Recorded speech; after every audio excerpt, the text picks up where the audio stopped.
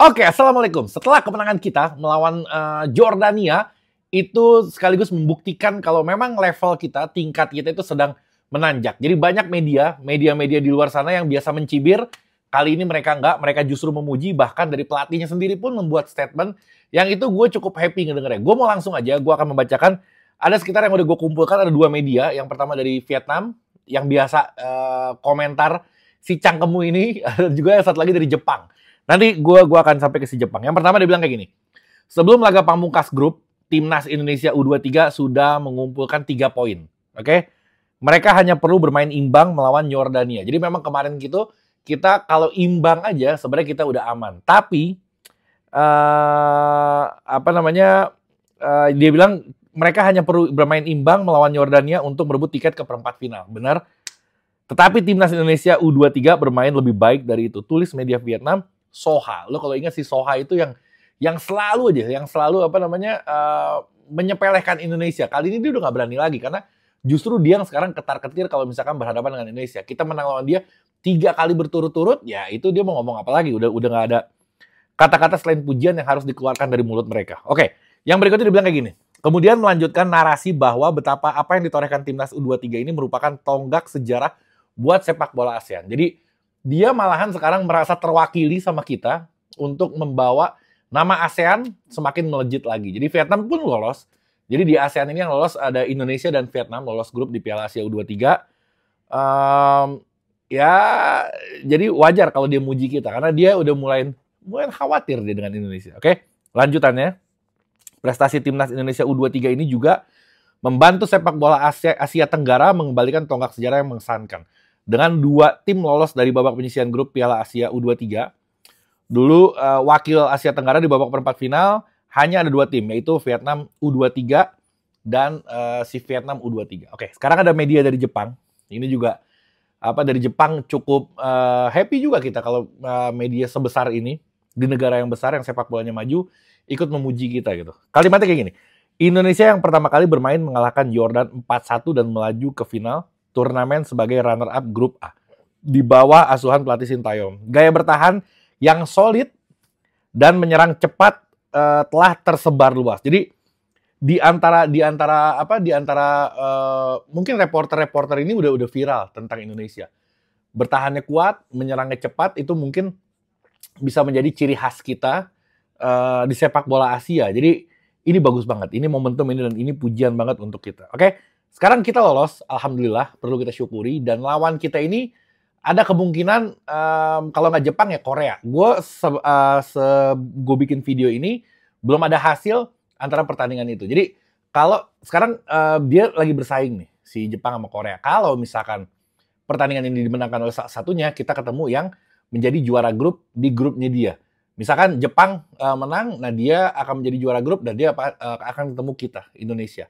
Sedangkan di grup kita udah ada Qatar akan ketemu runner-up di grup dia. Jadi ini seru, siapapun lawannya cukup menantang untuk Indonesia, tapi gue yakin sih kalau misalkan Vietnam udah kita kayak gituin, kita bantai gitu, terus Yordania kita kalahin dengan mutlak juga, Australia pun kita kalahin, bahkan ketika kita ketemu Jepang, tim senior di Piala Asia kemarin juga nggak keteter-keteter amat, apalagi sekarang U23, yang mana pemain U23 ini banyak pemain senior. Jadi gue yakin banget, sejarah akan terus bertambah.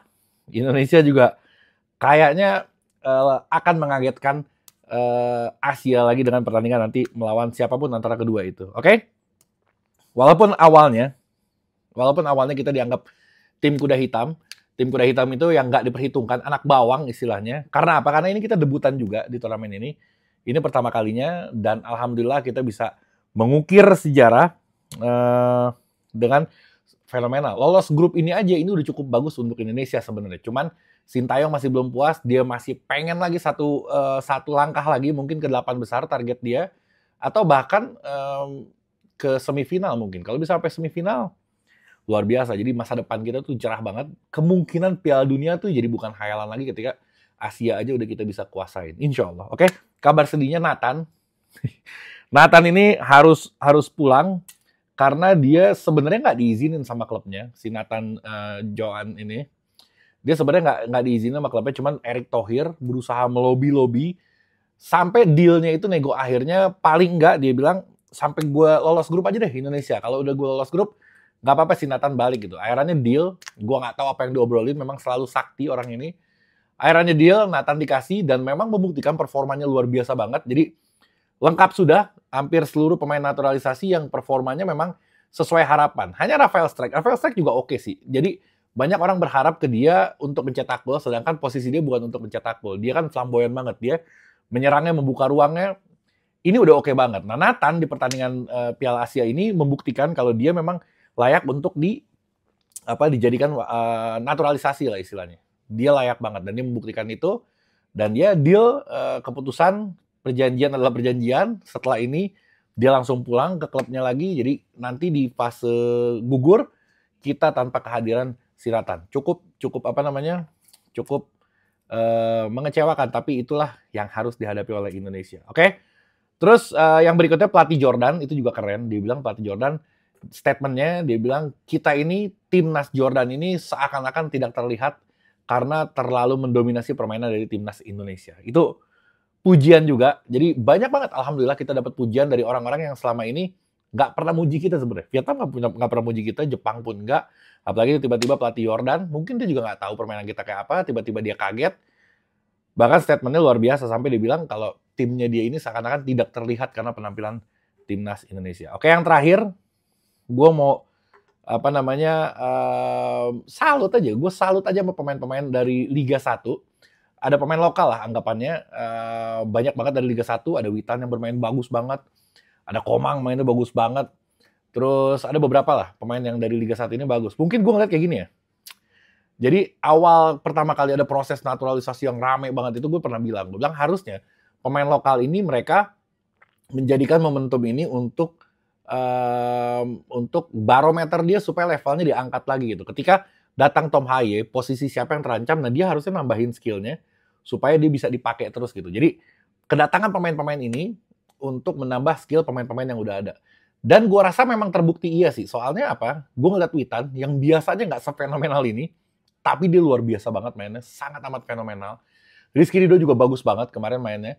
Ada Komang juga bagus, ada beberapa. Arhan kan posisinya sebenarnya paling terancam deh. Di situ ada Shane Patinama, di situ ada si Nathan juga. Terus ada Mo Verdong mau masuk lagi nanti. Ini si Pratama Arhan ini sebenarnya posisi yang paling berbahaya di timnas Indonesia. Tapi dia membuktikan dia produktif banget, lemparan-lemparannya luar biasa. Bahkan bukan cuma lemparannya aja, ya memang dari skill passingnya, dari akurasi crossingnya juga memang ini orang bagus banget gitu. Nah, beberapa pemain di timnas Indonesia yang lokal, gue ngelihat memang skillnya bertambah sejak kedatangan pemain naturalisasi. Justru ini bagus banget. Momentum ini sangat amat bagus. Jadi proses naturalisasi jangan di stop. Banyak kan nanya sampai kapan proses ini? Ya nggak tahu sampai kapan. Tetap aja harus dijalankan selama itu sesuai dengan aturan. Tapi akademinya pun harus dijalankan juga. Jadi akan muncul nanti seperti Arhan yang baru, terus akan muncul lagi seperti Witan yang baru yang dari liga lokal, yang levelnya pasti lebih bagus dibanding yang sekarang ada. Karena dari usia dini dia udah ngelihat ada pemain naturalisasi yang bagus, pacuan dia tentu lebih tinggi dibanding Witan yang sama si Rizky Ridho yang dulu ngelihat saingannya yang nggak jauh-jauh banget juga sama level dia gitu. Jadi semua yang sedang dilakukan sama PSSI, sama Pak Erick Thohir, bagi gue ini udah on the track semua. Sudah bagus semua, udah oke. Bahkan gue juga posting, gue bilang udah nggak ada alasan lagi untuk tidak memperpanjang Sintayong karena sesuai target lolos grup. Jadi kalau sampai diperpanjang berarti sempurna sudah masa kepemimpinan si Pak Erick Thohir untuk sampai saat ini. Jadi mudah-mudahan semua terrealisasi dan timnas Indonesia semakin lebih baik lagi ke depannya. Oke? Sekian dari gue. Assalamualaikum warahmatullahi wabarakatuh.